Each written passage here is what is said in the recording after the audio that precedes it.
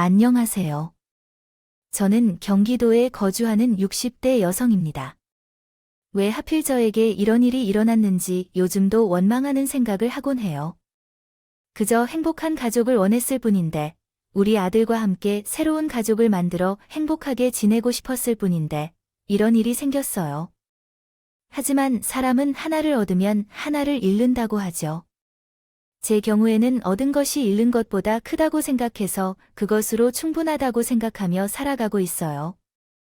세상에는 행복이라고 할 수 없는 것은 없다고 합니다.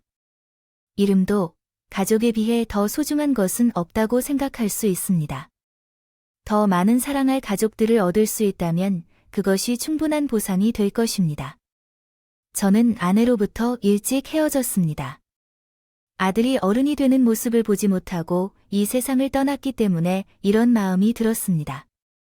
결혼할 때부터 많은 자녀를 원하고 있었기 때문에 가족을 잃은 것에 대한 큰 상실감을 느꼈습니다. 자식이 더 많았다면 외로움과 슬픔을 조금 덜 느꼈을지도 모릅니다. 그 생각이 반복해서 들었습니다. 그렇게 세월이 흘러 아들도 결혼을 하게 되었고 결혼식 사진이 제 핸드폰 배경화면이 되었습니다.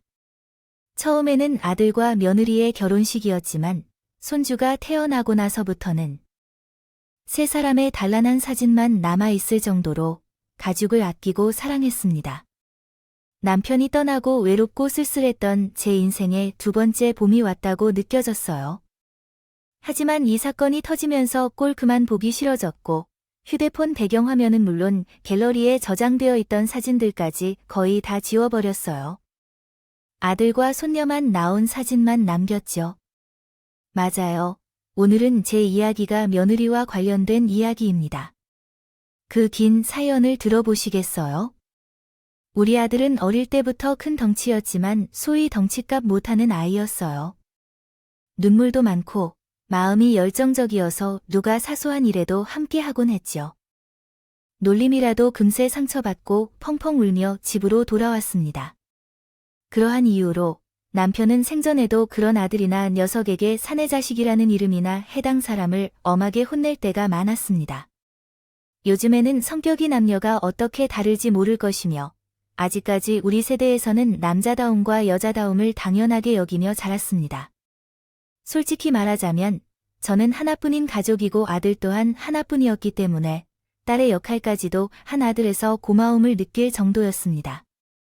마음이 여린 만큼 감수성이 풍부하며 다른 사람들의 마음에 공감할 줄 아는 감성을 지닌 아들은 철이 되면서부터 제 아들은 동시에 딸이자 소중한 친구와 말벗이기도 해왔습니다. 아들인 녀석은 과묵하고 남자다운 모습을 보여줬으며 저녁 시간에 함께 드라마를 보면서 친구처럼 수다를 떨었을 때의 즐거움도 상상할 수 없었겠죠.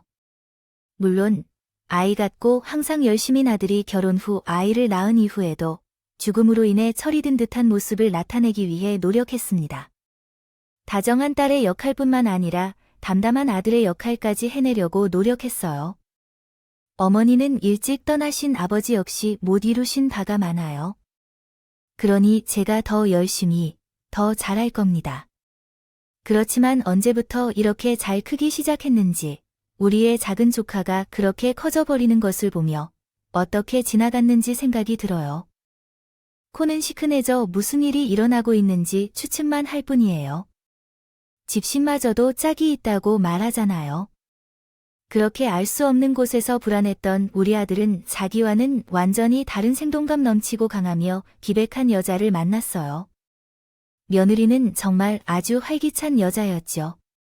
현실 감각도 탁월하고 부동산이나 주식과 같은 것들에 대해 뛰어나게 알아서 주변을 부러워하지 않게 되었습니다. 아들은 이렇게 열망 어릴 때와는 다르게 성숙하고 이성적인 현실적 부부를 만나 환상적으로 행복해하게 되었습니다.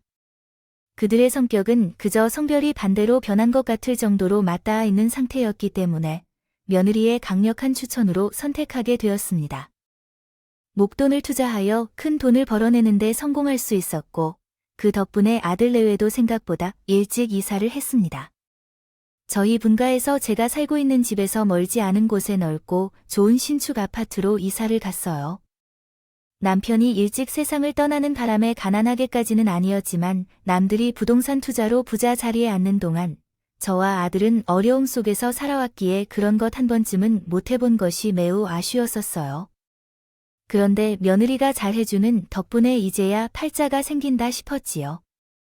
진수야, 이제 엄마가 너에게 항상 말했던 대로 중간이 유리하다는 말을 듣니?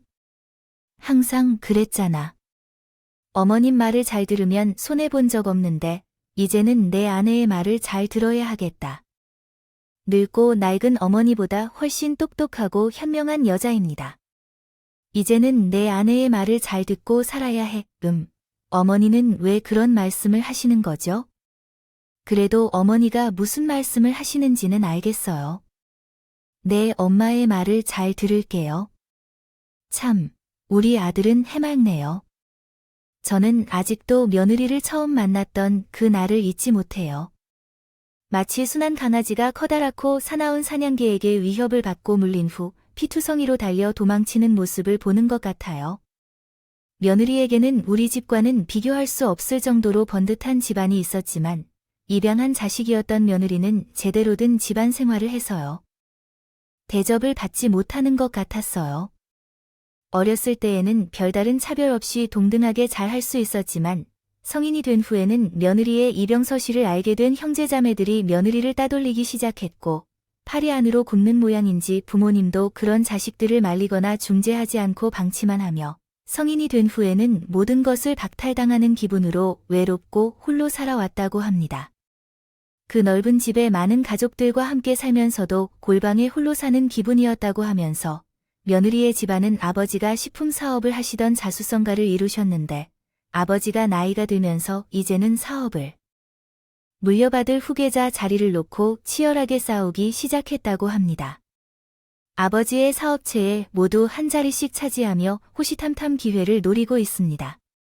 친자녀끼리 이렇게 기싸움을 하면서 입양한 며느리가 어떻게 힘을 써볼 수 있을까요?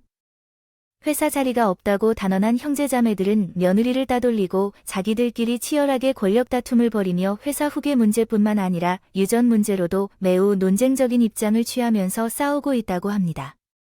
부잣집 아들로 태어나게 해주지 못한 아들에게 미안함을 느끼며 항상 속상해했고 단란하고 화목한 가족을 이루지 못한 것이 항상 마음에 슬펐습니다. 가족이 많고 돈이 많다고 다 좋은 게 아니라는 것을 며느리의 집안을 보면서 알 수 있었어요. 며느리는 결국 집안 식구들끼리 벌이는 권력 다툼과 재산 싸움에 지쳐 집을 나오게 되었고 며느리의 형제자매들은 기어코 며느리에게 유산을 포기하게 하고 각서까지 쓰게 한 다음 거의 무일푼이나 다름없는 상태로 쫓아냈다고 해요. 대학을 졸업하자마자 그렇게 집에서 쫓겨나듯 나와 혼자 세상을 살아야 했던 며느리, 전 며느리가 너무 안타깝고 가었죠. 겨우 24, 25밖에 안 됐을 어린 것이 얼마나 많이 마음고생을 했을까 싶어서 이제라도 마음 편히 살았으면 하는 마음에요. 며느리를 내 자식보다도 더 품어주고자 노력을 많이 했습니다. 며느리는 제 진심을 알아주는 것 같았는데 딸처럼 나를 따르는 모습을 보여주며 가끔은 엄마라고 부르다가 아찔하게 개선한 표정으로 웃는 일도 있었습니다. 그럴 때마다 저는 그저 그래, 그냥 엄마라고 해. 내가 내 엄마이고 내가 내 딸이야. 평생 같이 살 식구니까 라며 대답해 주곤 했죠. 장을 보러 나갈 때면 며느리는 꼭 제 팔짱을 끼고 오붓하게 나가는 것을 좋아했고 아들이 따라올 거라고 해도 둘이 데이트를 할 것이라며 딸이 잘 보고 있으라 며 함께하는 시간을 중요시해 주었습니다.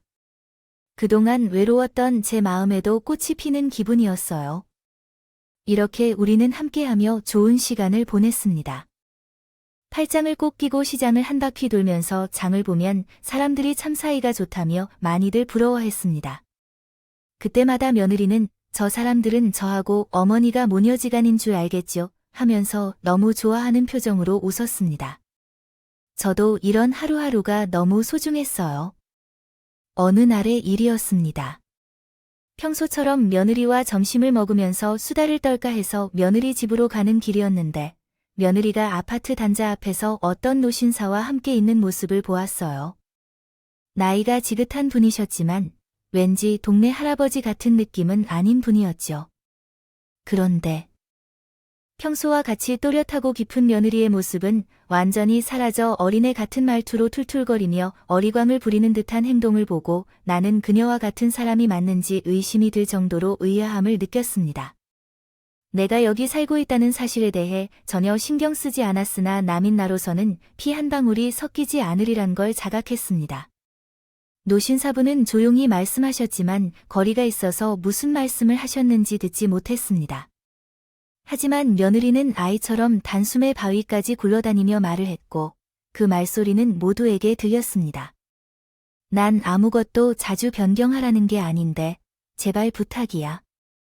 응, 이번이 진실이야. 마지막이라고 결국 다시 나만 따돌리고 차별한 후 그냥 꺼져 있던 위로할 거라고 하고서 왜 찾아왔어요.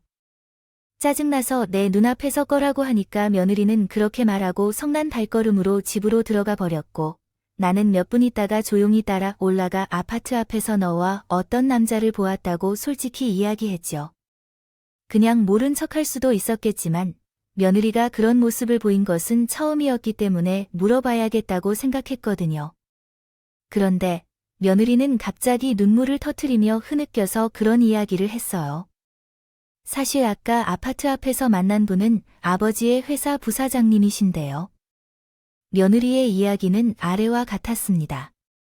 아무래도 아버지께서 노쇠하셔서 노안이 오셨을 때 병석에 눕지 않을 수 없었고 노안이 그렇듯 고칠 수 있는 병이 아니라 증상을 늦추면서 연명 치료를 하는 수밖에 없는 상황이란 등을 말씀하셨다. 회사의 대들보가 갑자기 해고되어 사업체 운영이 휘청할 수밖에 없었고 예상했던 것보다 더 큰 위기에 부딪혔다고 합니다. 이러한 상황 속에서 형제자매 간의 권력 다툼이 더욱 격화되어 자신의 존엄성을 지키기 위해 무의미한 연명치료를 중단하고 평온히 살아가길 희망했던 아버지께서는 거의 강제적으로 입원시켜 살려놓기까지 했었던 것으로 알려졌다. 하루라도 의식이 분명한 상태로 두어주세요. 후계자 문제와 유언 문제를 자신들 입맛대로 처리하려는 것이 실수라는 거죠. 그런 상황에서 저희 며느리의 경우 유선 포기 각서를 쓰기는 했지만 법적 효력이 미약했고 회사 후계 문제와 유산 상속 문제로 몸이 불편하신 아버지 대신 부사장이 찾아왔던 곳이라고 해요. 하지만 결국 며느리의 의견은 하나도 들어주지 않고 통보에 가까운 말만 해드는 바람에 화가 나서 싸움이 생겼다고 합니다. 그제서야 어린아이처럼 차라리 억울한 듯한 며느리의 표정과 말투가 이해가 되었어요. 집에서 거의 쫓기다시피 나오다가 찾아온 부사장을 문전박대하여 돌려보내면 거의 연을 끊는 것과 다름없이 살아왔지만 아직도 며느리는 오해 속에 아버지를 걱정뿐이었습니다.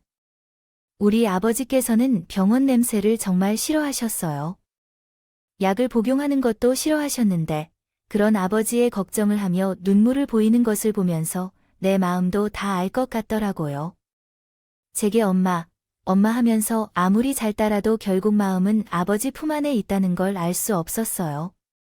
부모를 향한 자식의 사랑은 항상 이런 식이라고 그랬죠. 맹목적인 것도 아니겠죠. 그 후 얼마 지나지 않아 그날 이후로 마음이 아픈 것 같다며 자리에 누워 계신 며느리의 소식을 듣자 급하게 그곳에 가셨어요.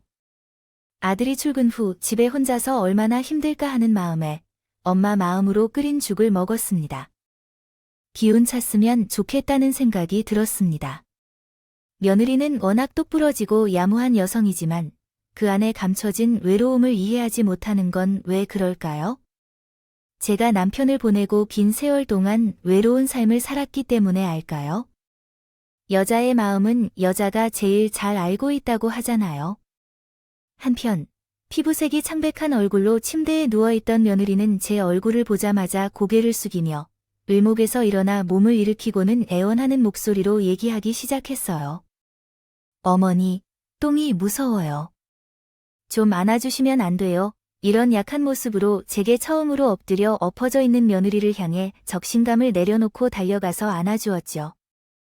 홀로 얼마나 알아줄 수 있는지 몸이 뜨끈뜨끈하게 느껴졌어요. 좀 누워서 쉬자. 응, 몸이 불편해?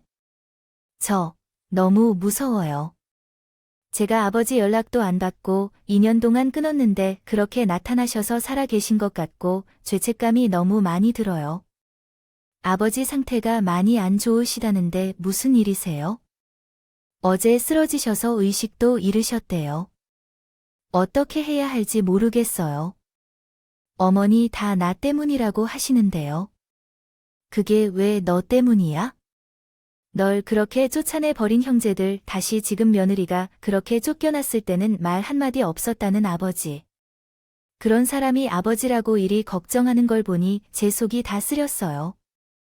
현재 다른 가족 구성원들은 유산 분배 문제로 아버지를 돌보아 줄 사람도 없다던데요. 아버지의 사업체가 갑자기 크게 휘청이면서 현금 유통이 안 되어 병원비도 체납되었다고 하는데 너무 무서워요. 자꾸 무섭다는 말만 하는 며느리는 모든 것을 해주고 싶었어요. 자식처럼 아끼는 마음이 진심으로 있었어요. 아버지가 이렇게 가시면 어떻게 살아야 할지, 앞으로는 어떻게 해야 할지 고민돼요. 며느리는 그렇게 울면서 말했고, 저는 며느리의 건강을 생각해서라도 이 문제를 해결하려 노력해야 한다는 생각이 들었어요. 아버지의 병원비가 얼마나 필요한지, 돈이 많이 필요하니까 아버지의 사업이 힘들어한 만큼 내가 어떻게 도울 수 있는지 꼭 생각해야 해요. 가능한 한국어 문법 구조로 다시 작성한 것은 다음과 같습니다. 방법이 있을까요? 내가 해줄 수 있는 일이 있다면 해드리겠습니다. 내가 도울 수 있는 것이 돈이라면 지원하겠습니다. 아가, 아무 말하지 마세요. 이대로 둔다면 영원히 며느리로 남게 될 것입니다. 예상이었죠.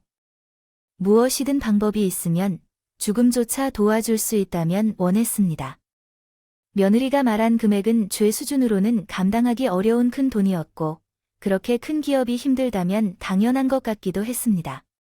며느리는 아버지의 사업이 망치지 않도록 조치를 취한다면 아버지의 숨통이 트일 것이라고 했습니다. 그렇게 되면 즉시 현금 유출로 아버지의 병원비를 해결할 수 있을 거라고 말했습니다. 저는 긴 고민 끝에 저는 전 재산을 모두 내놓기로 결정했습니다. 많지 않은 저축과 남편이 남겨둔 집을 팔아 목돈을 마련하기로 했어요. 다행히 바깥사돈의 상태가 위중하지 않았고 적절한 치료만 받으면 살릴 수 있다는 소식을 듣고 천만다행했습니다. 손녀가 크고 있기 때문에 늙어서 사용할 일이 없는 제 돈을 주는 것이 더 나을 것으로 판단했죠. 며느리는 제 결정에 감격하여 눈물을 흘리며 자신들의 집을 아들과 여성의 명의로 팔아서 함께 살 수 있는 새 집을 마련해 보겠다고 했어요. 그렇지 않아도 되는데도 말이에요. 이런 결정으로 어머니를 다시 모시게 된 것에 대해 죄송하지만 어머니와 함께 다시 살 수 있다면 차라리 더 좋다고 생각해요. 저는 너무 이기적인 사람인 것 같아요, 어머니. 그런 말을 해서 미안해요. 지금처럼 너와 함께 살 수 있어서 기뻐요. 아버지가 건강을 회복하면 사업도 다시 일어날 거예요. 많은 은혜를 받았으니 어머니가 빌려주신 돈은 꼭 갚을 거예요. 아버지도 그 정도까지는 모르는 사람이 아니에요. 왜 그런 말을 하시죠? 가족끼리 돈을 빌려주고 하는 게 자연스러운 일이에요. 이렇게 예쁘고 착하고 소중한 딸로 키워주신 것에 대한 보답이라고 생각해요. 나는 다시 돈을 받을 생각은 없어요. 하지만 며느리는 몇 번이나 그 돈을 꼭 갚겠다고 약속했어요. 그래서 며느리는 이 일은 아들에게 돈을 빌려준 것은 비밀로 하자고 말했어요.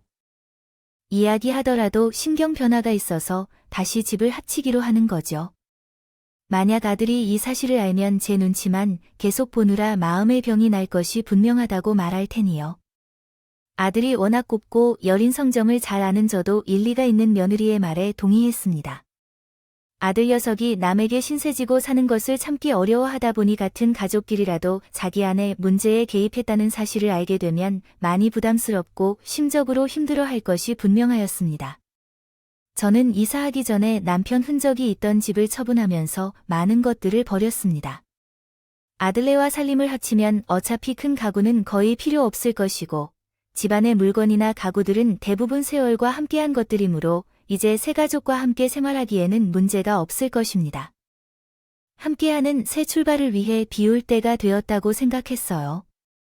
제 짐 2상자와 남편과의 추억이 담긴 유품 1상자. 그게 제 이삿짐의 전부였어요.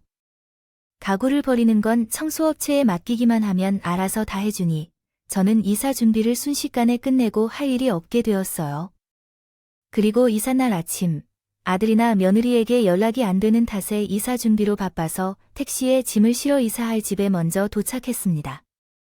그런데 도착한 집에는 버젓이 사람이 살고 있는 거 아니겠죠?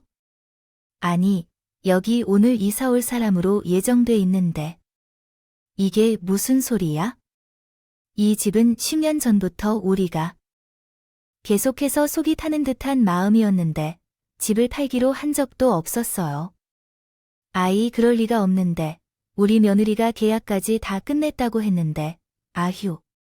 아주머니 나이도 많이 안 되어 보이시는데 안 됐네. 집주인은 그렇게 말하며 저를 측은하게 보더니 경찰에 신고까지 했어요. 치매 할머니가 집을 잘못 찾아온 것 같으니 집까지 모셔다 드리라고 말이지요. 전날부터 연락이 안 되던 며느리와 아들은 계속해서 연락이 닿지 않았어요. 집으로 당장 찾아가 보니 짐도 다 빼고 텅 비어 있었어요. 이미 그 집에도 새로 입주할 사람이 리모델링을 한다며요. 인테리어 업체 직원들을 데리고 집 안에 들어와 있는 상황이었어요. 갑자기 앞이 어두워지면서 문득 그런 생각이 들었거든요. 일이 이렇게 되니까 아들은 대체 어디부터 어디까지 진실을 아는 걸까요? 아들과 손녀는 어디서부터 어디까지 알고 있을까? 손녀와 며느리는 어디로 가버린 것일까요? 눈앞이 어둡더군요. 바닥이 어느새 암흑으로 무너지는 느낌이었어요. 결국 나는 짐 상자를 들고 가게가 없어서 근처에 보이는 아무 여인숙이나 들어가 하루를 보냈습니다. 새벽 2시쯤이었을까요? 불편한 잠자리에서 뒤척이고 있는데 알 수 없는 번호에서 전화가 왔어요. 혹시나 해서 받아보았더니 그렇게도요. 며느리였습니다. 아가, 이게 대체 무슨 일이냐? 너하고 진수는 연락도 안 되고 내가 새로 구했다던 집에는 이미 사람이 있고 난 이게 대체 무슨 일인지 모르겠어. 혹시 뭐가 잘못된 거니? 저는 지금 당장 길바닥에 나앉을 상황에서 피가 바짝바짝 마르는데 수학이 너무 며느리는 웃고만 있더군요. 그때 직감했습니다. 아, 내가 이 여우 같은 계집애한테 속았구나 하는 것을요. 그래도 그 집주인이 경찰까지 불러 저를 쫓아냈을 때까지만 해도 뭔가 잘못된 게 있겠거든. 더럽게 여인숙 욕실에서 대충 씻고 오지도 않고 잠을 청할 때까지만 해도 우리 며느리가 나한테 이렇게 사기를 쳐줄 리가 없다. 분명히 나에게는 말할 수 없는 사정이 있을 것이다. 그렇게 생각했던 제가 바보 같았다는 것을 깨달았어요. 어머니에게 이만큼 효도를 해드렸으면 되었지요. 끝까지 무슨 일을 그렇게 바라세요? 아, 뭐라고요? 너 지금 그게 무슨 소리야? 나는 집 한 돈을 내게 다 맡기고 당장 길바닥에 앉게 생겼는데 너는 지금 그걸 말이라고 하는 거야? 진수는 어디 있어? 진수는 내가 이런 짓을 하는 것을 알고 있니? 집 한 돈은 제가 그냥 그동안 참고 효도해드린 값이라고 생각하세요. 아버지도 더 이상 어머니와 함께 살 수 없다고 하시니 앞으로는 알아서 하세요. 아니면 정 안 되겠으면 파지라도 주시겠어요? 아니면 어머니가 그러신 건가요? 불쌍한 척을 잘하시는 것 같아서 그걸 재능으로 삼아 길거리에서 구걸을 하시는 건가요? 그렇게 하면 여자아이들이 히히 웃겨서 정말로 분노가 치밀어 오르는 느낌인가요? 무엇인지 이해가 됩니다. 항상 측은하게만 여겼던 며느리가 사실은 사악한 악마였던 걸까요? 지금까지 몇 년 동안 거짓된 얼굴 안에 그런 사악한 본 모습을 감추고 살아왔다고 생각하니 마음이 무겁네요. 솔직히 말하자면 이야기를 듣는 분들은 요즘 세상에 이렇게 속고 우롱당하는 사람이 있다고 생각하실지도 모르겠지만 지금 생각해보면 그 인재로서 그 사람은 그럴 일이 없었을 텐데요. 무슨 방법이든 상황을 통제하고 재산을 늘리는 일을 하게 된다면, 그렇게 좋은 머리를 그런 데만 사용하는 사람이 아니었다면 지금 훨씬 덜 위험하고 더 행복할 수 있었을 것 같습니다. 뺏기고 간 사람이라는 생각이 들었어요. 그렇지 않나요? 결혼해서 자식을 낳고 몇 년이나 잘 지내는 척, 세상을 불쌍히 여기는 척은 혼자서 다 해내던 사람이었는데 그보다 더한 행동을 할 수 없을까요? 그러나 그런 분노나 슬픔 같은 것들은 일단 뒤로 미뤄두어야 했죠. 하루아침에 비둘기 무리에 가릴 곳마저 없는 처지에 이르렀으니 당장 이 문제를 해결해야 했어요. 아들이 이런 일에 공감해줄 리 없으니 무슨 사정인지 몰라도 아들도 이 사실은 알지 못할 것이 뻔했고, 일단은 아들을 찾든 그녀를 찾든 찾아서 해결책을 찾아야 한다는 생각이 들었어요. 나루를 차면서 제가 살았던 집으로 다시 돌아왔어요. 그 집은 이미 젊은 부부에게 넘어갔었고요. 팔려 새로운 입주자가 들어와 이사 준비에 한창이었고 저는 당장 짐을 둘 곳이 없는 상황이었습니다. 그래서 급한 일이 있어서 며칠만 부탁을 드렸죠. 짐 하나 맡길 곳이 없다는 게 사실 나 자신도 이렇게 살아온 것이 의미가 있는지 생각이 들었고 눈물이 핑 돌았어요. 하지만 그 부부가 저를 보고는 반기더니 아주머니, 오늘 아침 일찍 찾으러 오신 분이 있었어요. 전주인을 찾으시길래 저희는 막 이사와서 어디로 가셨는지 모른다고 했었었는데 잘 됐네요 하는 거였죠. 저는 분명 아들일 것이라고 생각했고, 그래, 진수가 이 일을 다 알고 있는구나. 이제 저희는 이렇게 다시 작성해 보겠습니다. 살고 있는데 그 부부가 뜻밖의 말을 했어요. 저를 찾아왔던 나이 듬직한 노신분이었는데 만나게 될 때 부탁한다는 내용과 함께 전화번호를 남기고 떠나셨어요. 저는 급한 마음으로 짐을 새 집 주인에게 맡기고 즉시 전화를 걸었어요. 안녕하세요. 힘드신 상황인 줄 알겠습니다.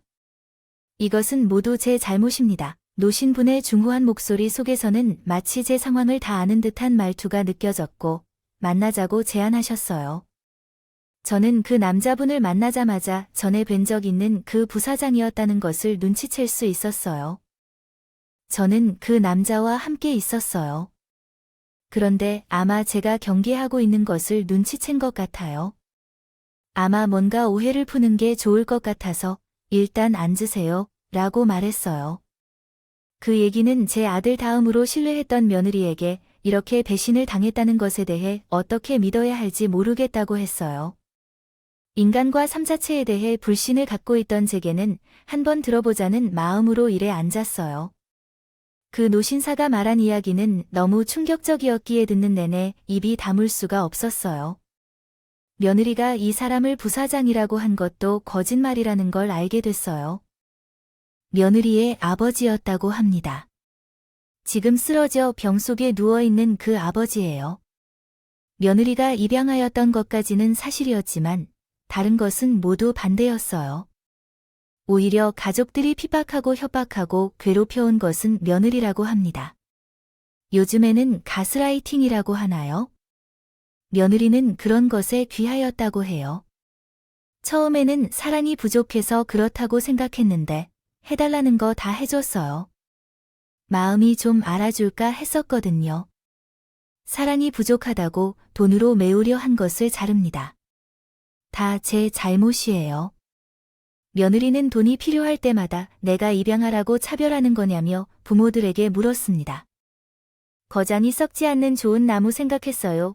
해주기가 대단한 사람들 사이에 돈을 벌어 찾아발도 되거나 이자도 맞거나 돈만 벌어오면 다 착한 척하는 사람들만 모여있다고 생각했죠. 나날이 길을 들어 훔치고 몰아낼 때 배운 척 많이 하겠지만 제대로 한 번도 해보지 않고 먹여줬으면 모두들 이상한 사람으로 여겼을 테지요. 간섭하겠다는 소리도 하고 매달리고 그게 가슴 아프게 아니었겠어요. 할 수 없이 준 돈만 몇 억은 될 것이었는데 아버지가 제공하지 않는다면 형제들조차 찾아가 그런 짓을 하는 것에 기분 상처를 받게 되었다고 합니다. 형제들이 질식하며 더 이상 다른 도움이 없을 때 연락이 끊어졌다고 합니다. 마치 쫓겨나듯 집을 나왔다는 이야기만큼은 사실이었던 것이지요.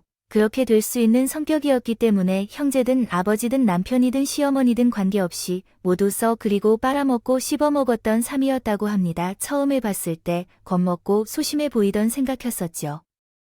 강아지는 처음부터 없었고 며느리는 가엾은 강아지가 아니라 사정없이 물어뜯는 사냥개였던 것입니다. 그녀는 자신은 아무것도 이루는 것도 없이 타인을 협박하고 겁박하며 악어의 눈물을 흘리며 갈취한 돈으로 호화로운 삶을 살아온 인생이었습니다. 그날 이후에 이상하게도 돈 달란 소리가 없어졌는데 누군가 이를 꾸미고 있다는 것을 눈치채던 와중에 갑자기 그녀가 이사를 가셨다는 소식을 듣고 일이 터졌음을 깨달았습니다. 이제는 그 아이를 멈추어야 한다고 생각했고 누군가는 해야만 하고 누군가는 해야만 한다면 자식이 잘못한 길을 제가 고쳐야 한다고 생각해 이렇게 찾아왔습니다. 저는 이제 그 여우 같은 존재를 위한 것입니다. 딸도 아니며 며느리도 아닌 피의자와 피해자로서 마주할 준비를 해왔습니다. 자신의 방법이 통한다고 믿으면 끈질기게 고수하고 노력해 재산을 획득할 수 있는 방법에 맛을 든 적이 있습니다. 한평생 동안 형제와 아버지에게 사용해온 그 방법을 이어가고 있습니다. 60대가 넘은 나의 남은 삶은 어떻게 보내야 할지 고민이 됩니다.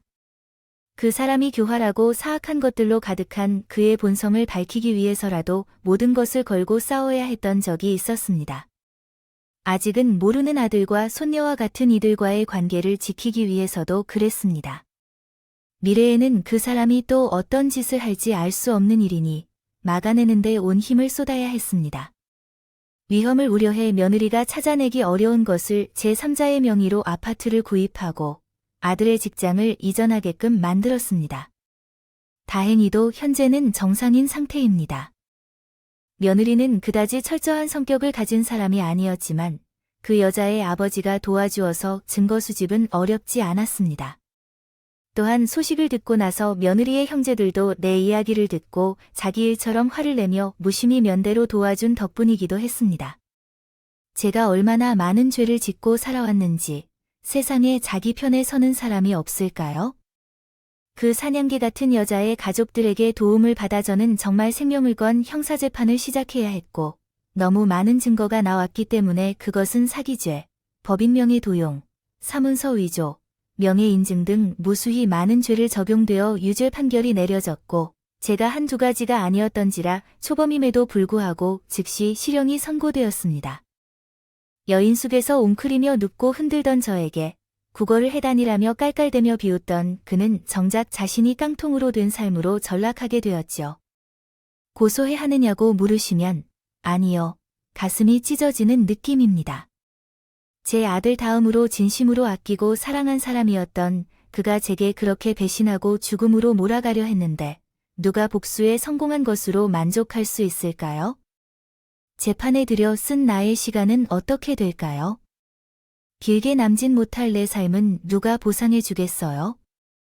문제가 해결되지 않았다 하더라도 정답은 없었죠. 어머니가 가족이라고 하시면서 딸처럼 진심으로 아끼고 사랑한다고 말씀하셨죠. 가족끼리는 어떻게 협력하나요? 어떻게 엄마가 딸을 지원할 수 있나요?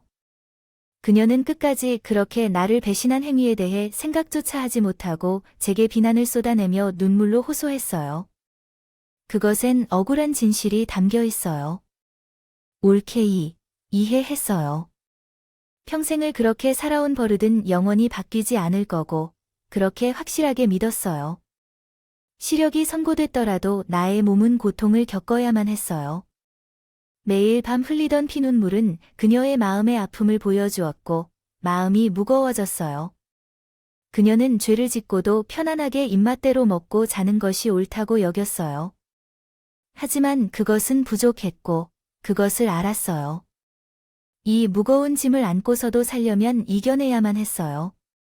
그래서 나를 향해 울부짖는 여우를 바라보며 내가 바위로 만들어진 것 같았어요. 들었던 그 모멸을 그대로 돌려주었어요. 너 형기 다 재우고 나와도 아직 젊지 않지? 50도 안 된 젊은 나이에 나올 건데 뭐가 그리 억울하니? 인물도 멀쩡하니 써먹을 만하게 잘 관리해서 아, 또 어떤 순진한 남자나 꼬셔서 살면 되겠죠? 지금까지 그렇게 살았으니 어렵지 않을 거예요. 어머니, 어떻게 그런 말씀을 하셨어요? 왜 내가 나한테 하는 건 되고 내가 너한테 하는 건 안 되는 거죠? 질질 짜면서 불쌍한 척하는 건 내가 아니라 바로 내 전문인 것 같은데. 나한테 권하라는 게 아니라 내가 길바닥에 나앉아서 대성통곡하며 구걸하면 더 잘 먹힐 것 같구나. 그렇게 말하고 나서야 그동안 꽉 숨통이 막힌 것처럼 탁 트이는 것 같았어요. 다행히 수사와 재판이 진행되면서 아들과 사이에 쌓였던 오해도 다 풀 수 있었어요. 아들은 오히려 며느리의 선동으로 제가 생활에 염증을 느끼고 재산을 처분해서 잠적했다고 생각하며 저에게 너무 서운해했어요. 다시 만난 그때 영어를 모르는 아들이 처음 한 말이었어요. 어머니, 고민이 있으면 먼저 저에게 이야기해 주셨어야죠. 이렇게 말없이 떠나간 게 어디에 있을까요? 그동안 며느리가 곁에서 뱀 같은 혀로 어떤 이야기를 한 것일지 상상만 해도 아찔했어요. 마음이 여린 아들은 저에게 배신당했다고 생각해 큰 상처를 받았어요. 며느리가 시키는 대로 전화번호도 바꾸고 직장도 바꿨다. 새 집에서 사는 것은 당연하다고 믿었던 모양입니다. 곧 죽어도 내 아내 말 잘 들으라고 했던 제 이야기가 이렇게 꼬일 줄 누가 알았겠어요. 아니, 자식 두고 가는 부모가 세상 어디에 있니? 아, 너는 그 말을 믿었다니? 어이가 없어. 제가 그렇게 말하자 아들은 자신이 너무 어리석어 불효를 저질렀다며 너무 후회하며 한참 울었어요. 지금은 오히려 한시도 안 떨어지려고 하고 일하는 도중에도 하루에 몇 통씩 전화해요. 제가 다 귀찮아졌다니까요. 이를 계기로 재판이 진행되는 동안 내내 가족처럼 자주 만날 교류하던 것이었다. 며느리의 집안 식구들과 돈독한 관계가 되었습니다. 그런 범죄자의 가족과 관계가 주어진 뒤에 이를 말이라고 하시는 분들도 계시겠지만 어찌 보면 같은 사람에게 당했던 피해자 연대나 다름없지 않겠어요. 비록 며느리도 딸도 잃게 되었지만 그보다 더 많은 가족을 얻게 되었으니 제가 원하던 복닥복닥하고 도란도란한 가족의 꿈이 이제라도 이루어지고 싶어요. 요즘은 평온하기만 합니다. 전 재산을 잃은 것보다 두려운 것은 바로 내 가족, 내 자식, 내 부모를 잃은 것인데 이런 소중함을 모르고 살았고 앞으로도 모르고 살아갈 미련한 그 아이가 요즘은 안타깝게 느껴지기도 해요. 하늘이 점지해준 이런 좋은 것을 신세로 받은 것 같아요. 가족들과의 연말 저는 스스로 끊었기 때문에 살아가는 방법을 알았습니다. 그 어린이에게는 평생의 아픔과 외로움이 될 것이라는 것을 알지만 그런 흉악한 범죄자에게 연민을 느낀다는 것은 사기나 당하는 것이라고 하시는 분들도 계실 것입니다. 아무렇게나 어떠세요? 그래도 저는 세상이 아름답고 살만하다고 믿고 있습니다. 지금까지 커피앤톡이었습니다. 오늘도 끝까지 함께 해주셔서 감사하고요. 다음 영상에서 또 만나겠습니다.